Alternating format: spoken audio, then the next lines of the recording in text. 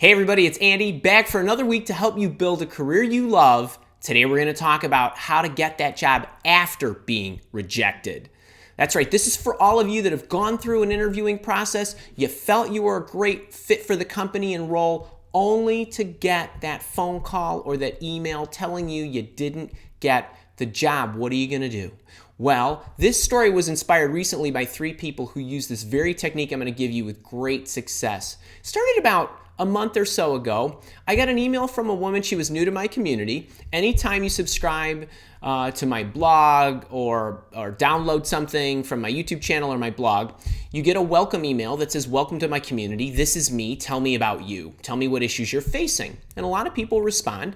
This particular woman said, "Andy, I wish I would have found you a month ago. I just went through this interviewing process and I found out today that I didn't get the job. So I hopped on YouTube and I discovered you, and I've been watching some of your videos and I downloaded this template. So I'm just wondering, do you think there's anything I can do to convince the employer that I'm still a great fit for the role and that they should hire me?" So I thought, okay, well, here, I responded to her and I said, here's what I would do. And off that email went. A couple days later, I got virtually the same email from another gentleman. He said, "Andy, I just got done with an interviewing process. I discovered I was not selected, so I hopped onto YouTube and I've been watching your interview playlist, and I think I'm going to take in your interviewing webinar. Thank you for all you do." That was it.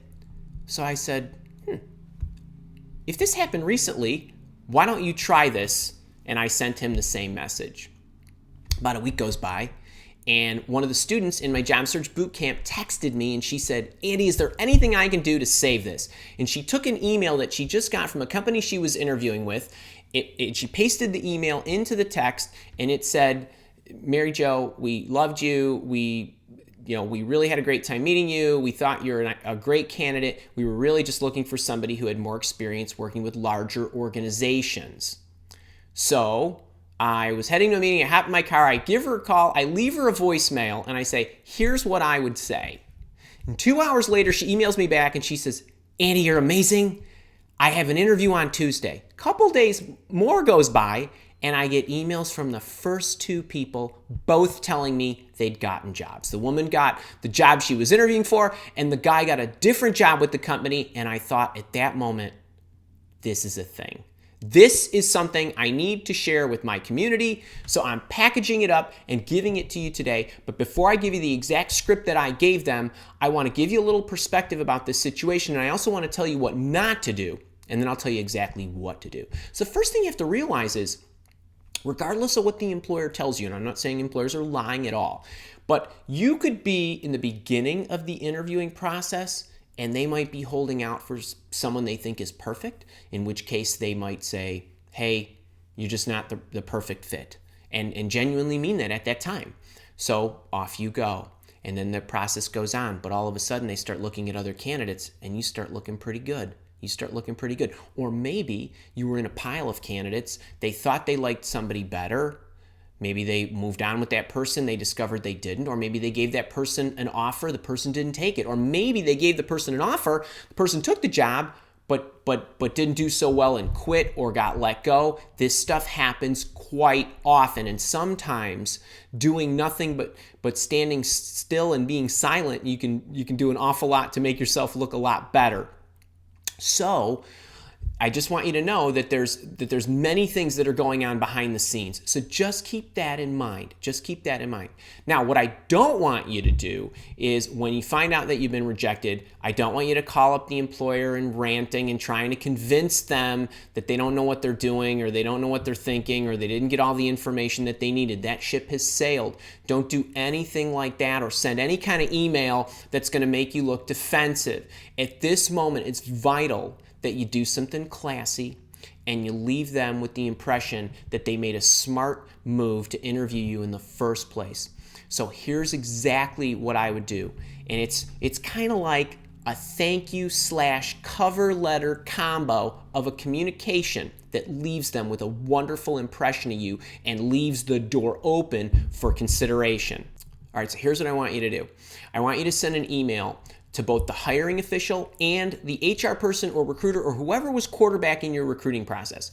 I want you to send it to both of them, and I want to say, I want to thank you both for considering me for whatever the position was. Then give them a compliment.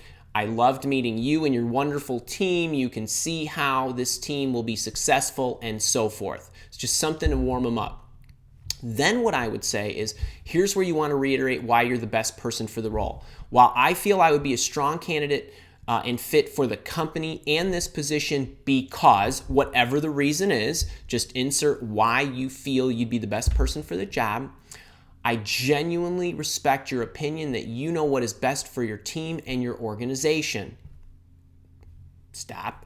Then I would cap it off with, if anything with this position changes or you feel I would be a suitable candidate for other roles in your company, I would be happy to come back for additional consideration.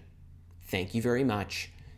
Your name, sign it off, and put that little final cap on it. Go out with some class, and trust me when I tell you, that will do much more for you than trying to be defensive or at this point trying to convince them of something that they don't feel convinced of. You leave this little doubt in their mind that they let such a classy person go. That will do wonders for you. So if you enjoyed this, make sure to give me the thumbs up, share this with the world and all those other people who haven't been able to make it through their interviewing processes. If you are not yet subscribed to my YouTube channel, please do so you don't miss any of the new weekly videos, as well as my live office hours on Thursdays. You want to make sure you're alerted to that. I go live every Thursday. Happy to help you and coach you on a deeper level, get to know each other a little better so I could be a better coach for you. And if you are watching this anywhere other than my Tips for Work and Life blog or my YouTube channel, make sure to hop over to those sites for much more on job searching and career development. Until next week, have a great one.